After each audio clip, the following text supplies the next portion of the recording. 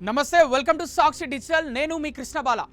Hi friends, ప్రకృతి శాంతంగా ఉంటేనే భూమి సురక్షితం. కానీ అది ఒక్కసారి కోపం ప్రదర్శిస్తే మనిషి నిర్మించిన నాగరికత క్షణాల్లో బూడిదవుతుంది.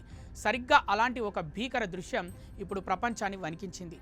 జపాన్ టెక్నాలజీకి మారుపేరుగా నిలిచే ఈ దేశం ఒక్కసారిగా ఆకాశం వైపు చూసి ఇప్పుడు భయంతో ఆ దేశం గడగడలాడుతుంది. భూమి గర్భం నుండి వేల డిగ్రీల వేడితో కూడిన లావా, నల్లటి పొగ ఆకాశంలో ఏకంగా 3.4 కిలోమీటర్ల ఎత్తుకు ఎగిసిపడింది. అవును, మీరు విన్నది నిజం. దాదాపు 3400 మీటర్ల ఎత్తు వరకు అగ్నిపర్వత బూడిద వ్యాపించింది. అసలు జపాన్లోని ఆ ప్రాంతంలో ఏం జరిగింది? ఆ విస్ఫోటనం వెనుక ఉన్న ప్రళయ రహస్యాలేంటి? ఈ వీడియోలో చూసేద్దాం. వీడియో అయితే ఎక్కడ స్కిప్ అవ్వకుండా చూడండి. జపాన్ దక్షిణ ప్రాంతంలో ఉన్న మౌంట్ అసో ఇది.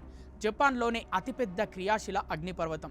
గంటల తరబడి నిశ్శబ్దంగా ఉన్న ఆ కొండ ఒక్కసారిగా సింహంలా గర్జించింది. ఈ విస్ఫోటనం ఎంత భయంకరంగా ఉందంటే పరిసర ప్రాంతాలన్నీ క్షణాల్లో చీకటిమయమయ్యాయి. సాధారణంగా మేఘాలు ఉండే ఎత్తును దాటుకొని 3.4 కిలోమీటర్ల ఎత్తుకు ఆ నల్లటి పొగ మేఘాలు కమ్ముకున్నాయి. విమాన ప్రయాణాలకు అత్యంత ప్రమాదకరమైన స్థాయికి ఈ బూడిద చేరుకోవడంతో జపాన్ వాతావరణ శాఖ వెంటనే రెడ్ అలర్ట్ ప్రకటించింది. ఈ పేలుడు ధాటికి భూమి కంపించింది. ఆ శబ్దం కిలోమీటర్ల దూరం వరకు ప్రతిధ్వనించింది.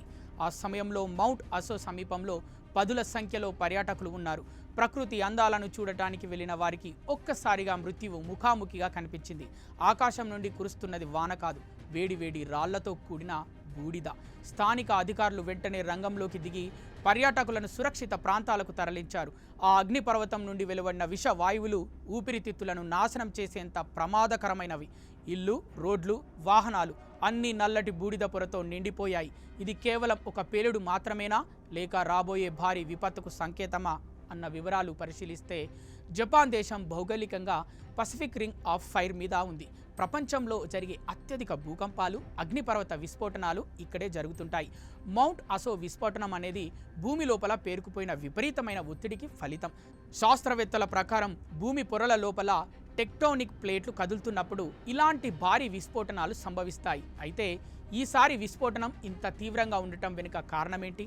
పర్యావరణ మార్పులు కూడా దీనికి కారణమా? పరిశోధకులు ఇప్పటికీ ఈ డేటాను విశ్లేషిస్తూనే ఉన్నారు. జపాన్ ప్రభుత్వం అగ్నిపర్వతాల విషయంలో ప్రపంచంలోనే అత్యంత ఆధునికమైన అలర్ట్ సిస్టమ్ వాడుతుంది. అయినప్పటికీ ప్రకృతి సృష్టించే విధ్వంసాన్ని పూర్తిగా అంచనా వేయడం ఎవరికీ సాధ్యం కాదు. మౌంట్ అసో విస్ఫోటనం తర్వాత జపాన్లోని ఇతర అగ్నిపర్వతాల మీద కూడా నిఘా పెంచారు. ఎందుకంటే ఒక అగ్నిపర్వతం పేలితే అది మిగిలిన వాటిని కూడా ప్రేరేపించే అవకాశం ఉంటుంది. ప్రకృతి ప్రళయాలు మనల్ని హెచ్చరిస్తూనే ఉంటాయి. జపాన్ అగ్నిపర్వత విస్ఫోటనం ఒక చిన్న ఉదాహరణ మాత్రమే. టెక్నాలజీ ఎంత పెరిగినా ప్రకృతి ముందు మనిషి కేవలం ఒక అణువు మాత్రమే అని ఈ ఘటన మరోసారి నిరూపించింది. ఈ విపత్తులో ప్రాణాలు కోల్పోకుండా బయటపడిన వారు నిజంగా అదృష్టవంతులే. ఈ వీడియోపై మీ అభిప్రాయం ఏంటి? ప్రకృతి వైపరీత్యాలను ఎదుర్కోవడంలో మనం చేస్తున్న తప్పులేంటి? కామెంట్ సెక్షన్లో తెలియజేయండి. ఇలాంటి మరిన్ని థ్రిల్లింగ్ మరియు ఇన్ఫర్మేటివ్ కథనాల కోసం మా ఛానల్ని సబ్స్క్రైబ్ చేసుకోండి.